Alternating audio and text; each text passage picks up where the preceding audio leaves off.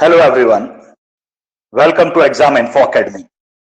जैसा कि last video में हमने बताया था कि अगले वीडियो में हम भारतीय राष्ट्रीय कांग्रेस के महत्वपूर्ण सत्र को कवर करेंगे, तो ये वही वीडियो है। इस वीडियो में भारतीय राष्ट्रीय कांग्रेस, इंडियन नेशनल कांग्रेस के महत्वपूर्ण सत्र 1885 से लेकर सारे नहीं करेंगे, महत्वपूर्ण जिनकी इंपॉर्टेंस इतिहास में है, जिनसे बहुत सारे क्वेश्चंस पूछे जाते हैं, हम उनको यहां डिस्कस करेंगे। बस आप पूरा देखिएगा, काफी क्वेश्चंस मिलेंगे इसमें से, तो पूरा वीडियो ही देखिएगा। बल्कि देखने की नहीं, सुनने की जरूरत है। कान में लगाइए हेडफोन और सुनते रहिएगा। ज्यादा बड़ी वीडियो नहीं है, छोटी सी ही वीडियो है, देखिएगा। सबसे पहले है परिचय, फिर सत्र स्टार्ट होंगे। भारतीय राष्ट्रीय कांग्रेस की स्थापना दिसंबर 1885 में बॉम्बे में की गई थी। तो 1885 में की गई थी, ये तो हम पहले भी बता चुके हैं आंदोलन घटनाओं में। आगे बढ़ते हैं परिचय में। इसके प्रारंभिक नेतृत्वकर्ताओं में देखना समझना, दादा भाई नौरोजी, फिरोज शाह मेहता, बदरुद्दीन तैयब जी, डब्ल्यूसी बनर्जी, डब्ल्यूसी व्योमेश चंद्र बनर्जी पूरा नाम है इनका, सुरेंद्र बनर्जी, रमेश चंद्र दत्त, एस सुब्रमण्यम अय्यर शामिल थे। ये जो प्रारंभ में जो नेतृत्वकर्ता थे, ये मेनली मुंबई और कलकत्ता से ताल्लुक रखते थे, वहीं से ज्यादा आते थे। आगे बढ़ते हैं। एक सेवानिवृत्त ब्रिटिश अधिकारी ए.ओ. ह्यूम, फाउंडर, कांग्रेस का फाउंडर इन्हें ही बोला जाता है, ए.ओ. ह्यूम, जो कि एक ब्रिटिश अधिकारी थे, लेकिन वो रिटायर्ड थे। अधिकारी मतलब जैसे यहां पर होते ना IAS, civil servant, civil services वाले, वैसे। इन्होंने विभिन्न क्षेत्रों के भारतीयों को एक साथ लाने में मुख्य भूमिका निभाई। आगे है भारतीय राष्ट्रीय कांग्रेस का गठन राष्ट्र निर्माण की प्रक्रिया को बढ़ावा देने की दिशा में एक प्रयास था।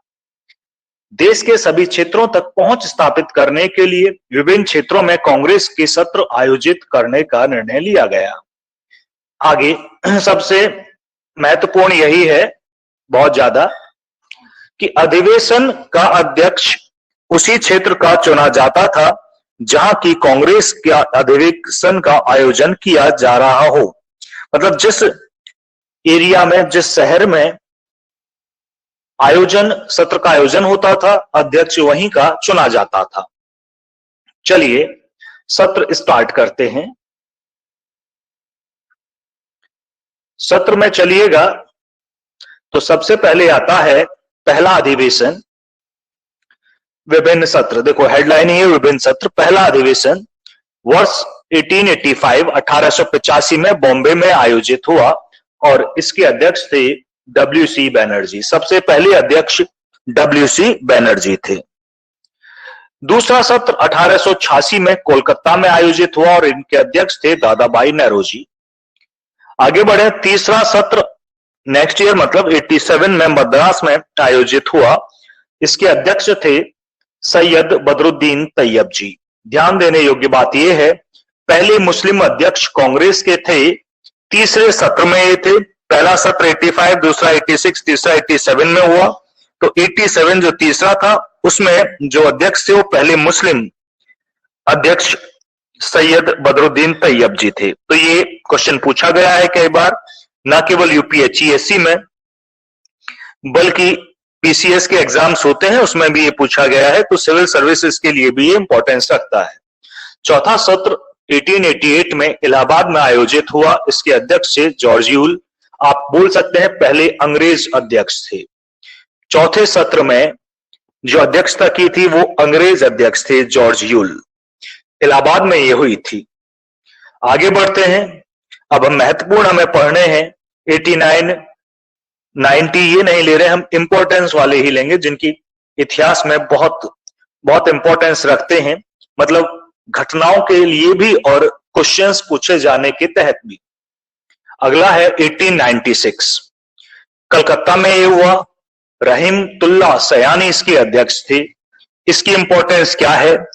इस सत्र में मतलब 1896 में कलकत्ता में इस सत्र के अंदर पहली बार रविंद्रनाथ टैगोर द्वारा पहली बार राष्ट्रीय गीत वंदे मातरम गाया गया। क्वेश्चन ये पूछा गया है, कई बार पूछा गया है, इंपॉर्टेंस रखता है कि वंदे मातरम राष्ट्रीय गीत पहली बार कब और कहां गाया गया? तो 1896 में कलकत्ता अधिवेशन में कांग्रेस के ये गाया गया, जिसके अध्यक्ष थे रहीमतुल्लाह सयानी, और रविंद्रनाथ टैगोर जी द्वारा ये सबसे पहले राष्ट्रगीत वहीं पर गाया गया। तो इसकी इंपॉर्टेंस बहुत ज्यादा हो जाती है।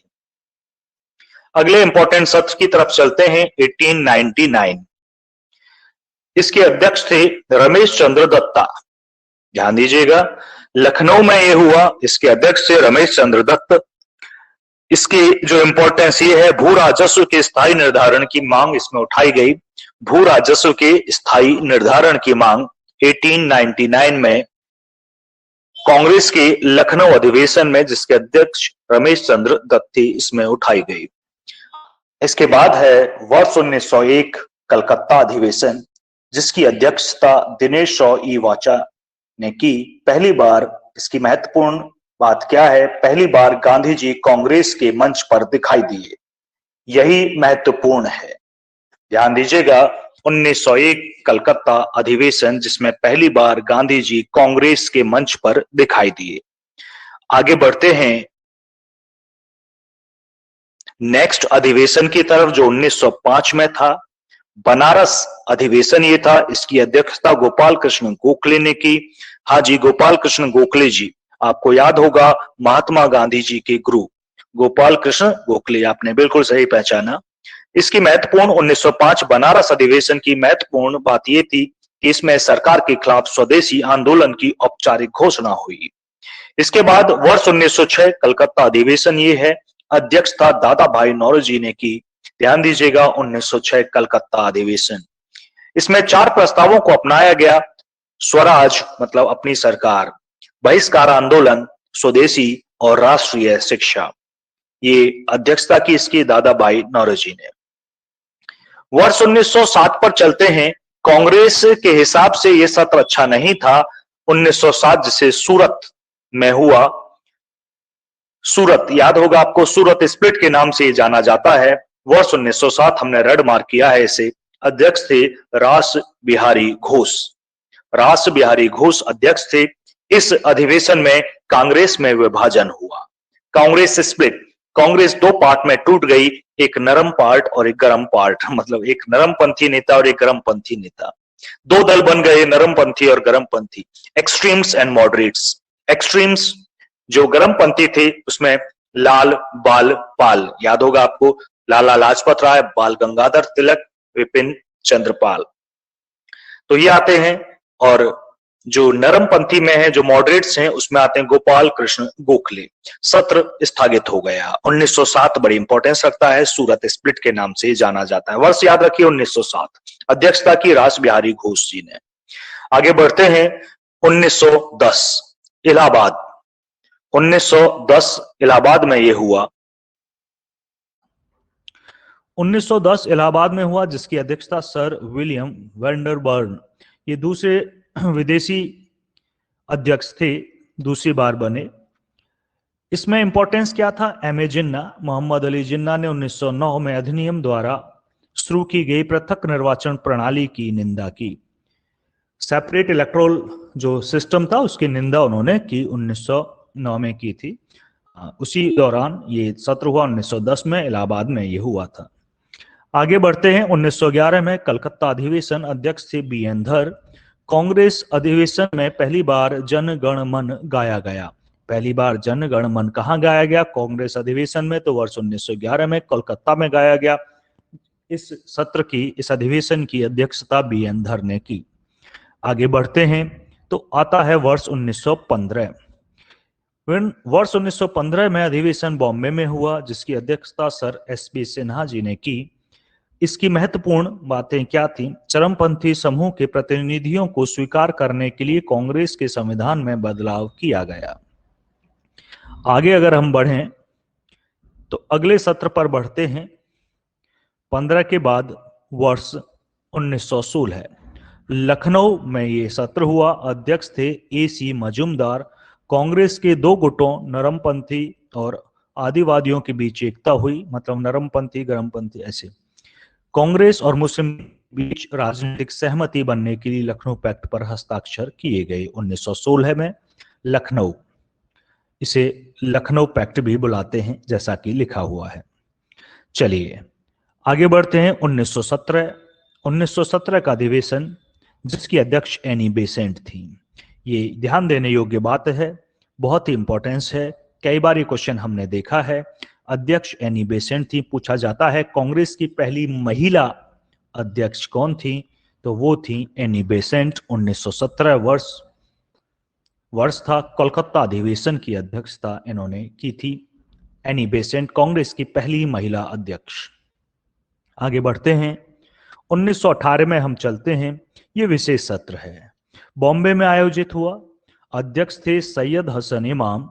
इस सत्र को विवादास्पद मॉन्टेगू चेम्सफोर्ड सुधार योजना के संबंध में बुलाया गया था। मतलब विशेष सत्र बुलाया गया था, नॉर्मल नहीं था, कॉल पर बुलाया गया था। आगे बढ़ते हैं। 1919 जो सत्र था अमृतसर में हुआ। अध्यक्षता की मोतीलाल नेहरू जी ने। कांग्रेस ने खिलाफत आंदोलन को समर्थन दिया। खिलाफत आंदोलन हम पूरी तरह आंदोलन पढ़ा चुके हैं आपको, एक बार वहां वीडियो आप देख सकते हैं, हम उनका लिंक इसके वीडियो के डिस्क्रिप्शन में डाल देंगे। वर्ष 1920 ये भी विशेष सत्र था, कलकत्ता में बुलाया गया। अध्यक्षता की लाला लाजपत राय ने। महात्मा गांधी में इसके महत्वपूर्ण बातें क्या थी? महात्मा गांधी ने असहयोग संकल्प को आगे बढ़ाया। अब आते हैं वर्ष 1920, नागपुर। अध्यक्ष सी विजय राघवाचार्य।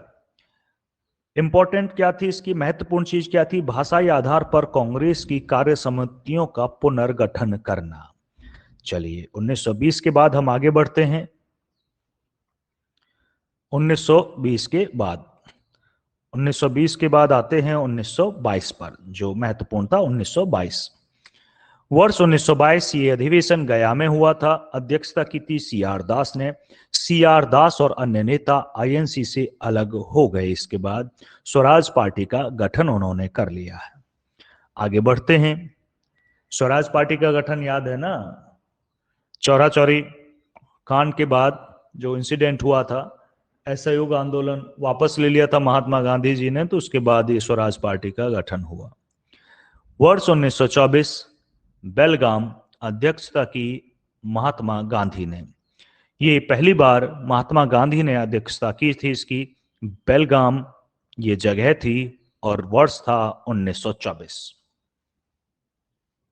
महात्मा गांधी की महत्वपूर्ण चीज बस यही है इसमें, महात्मा गांधी की अध्यक्षता में आयोजित केवल एक सत्र, मतलब जितने भी सत्र हुए महात्मा गांधी जी ने उसकी अध्यक्षता केवल एक ही बार करी, 1924, वर्ष 1924, इसीलिए ये सत्र जाना जाता है। जगह थी बेलगाम मतलब। चलिए आगे बढ़ते हैं 1925 सत्र की तरफ। इसकी अध्यक्षता सरोजनी नायडू ने की। अध्यक्षता सरोजनी नायडू। ये दूसरी बार किसी महिला ने कांग्रेस की अध्यक्षता की थी, सत्र की अध्यक्षता की थी। पहली भारतीय महिला अध्यक्ष भी बुला सकते हैं। महिला नहीं, पूरा नाम पढ़ो भारतीय महिला, क्योंकि एनी बेसेंट भारतीय नहीं थी।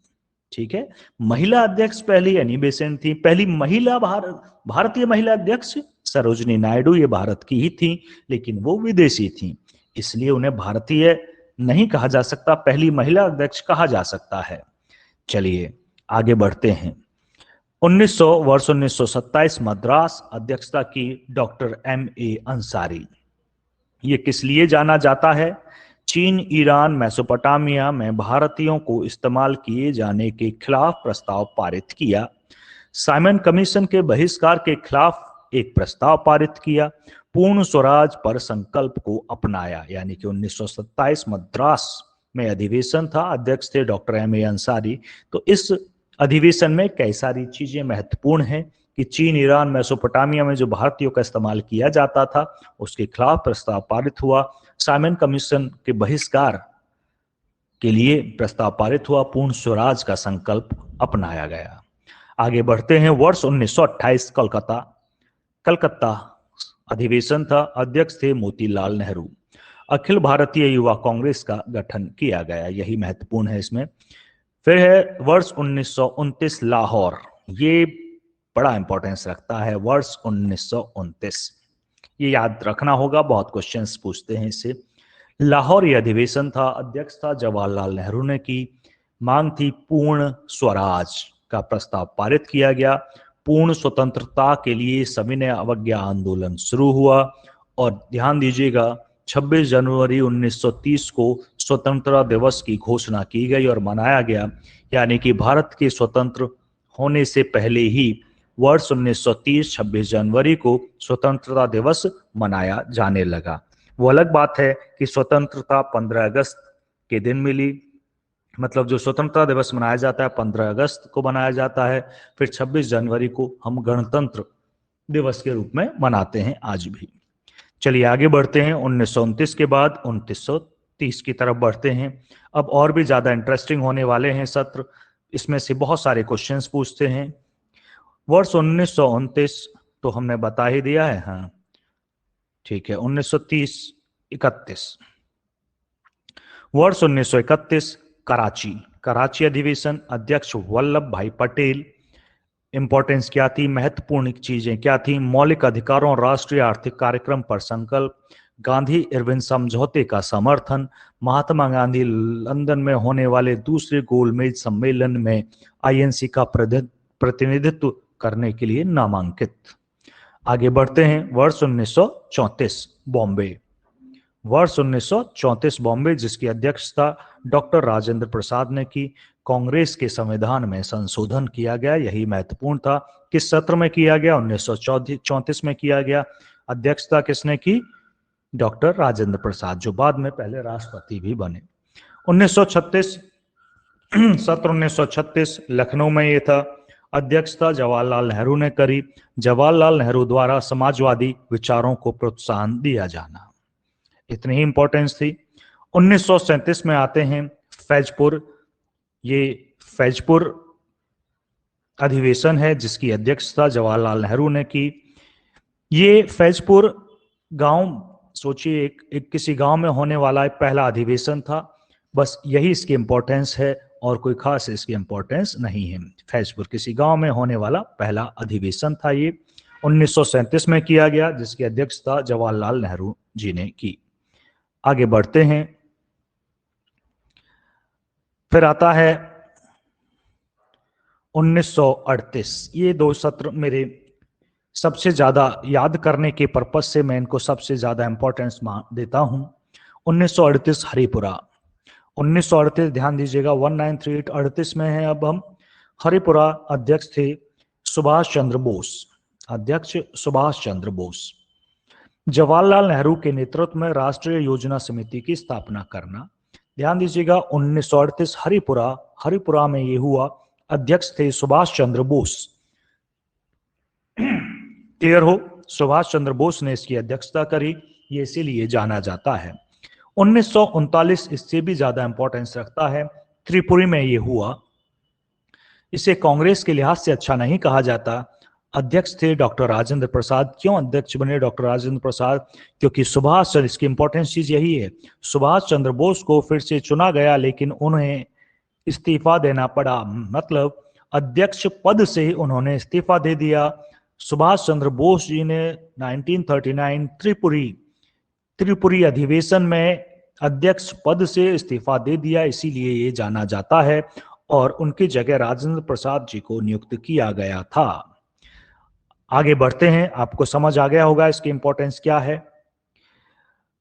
इसी में सुभाष चंद्र बोस ने फॉरवर्ड ब्लॉक का गठन किया। 1940 में आते हैं, रामगढ़ में हुआ। इसके जो अध्यक्ष थे वो थे अब्दुल कलाम आजाद। आगे बढ़ते हैं 1941 से 1945। यह अवधि विभिन्न घटनाओं अर्थात भारत छोड़ो आंदोलन, RIN म्यूटिनी और INA द्वारा प्रभावित है। इसमें कई सारी घटनाएं चल रही थी, जैसे क्रिप्स मिशन, वेवेल योजना, कैबिनेट मिशन जैसी संवैधानिक वार्ताओं का चरण था। इस चरण के दौरान इन घटनाओं के कारण कांग्रेस के कई अधिवेशन नहीं हुए। 1946, अब हम आजादी के बिल्कुल पास हैं। वर्ष 1946 मेरठ अध्यक्ष थे जेपी कृपलानी। ध्यान दीजिए, जेबी कृपलानी, मेरठ में ये हुआ था, मेरठ में पहला ही हुआ था 1946 में।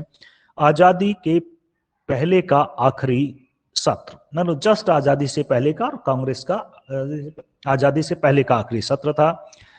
जेपी कृपलानी स्वतंत्रता के समय आईएनसी के अध्यक्ष थे। मतलब जब देश स्वतंत्र हुआ तो उस समय कांग्रेस के अध्यक्ष थे जेपी कृपलानी। ये क्वेश्चन पूछा जाता है। तो हमने क्वेश्चंस आने के लिहाज से, क्वेश्चंस आने की संभावना को देखते हुए ये कलेक्शन किया था। होपफुली, मतलब हम आशा करते हैं कि आपको ये अच्छा लगा होगा। अगर अच्छा लगा है तो शेयर कीजिएगा। धन्यवाद।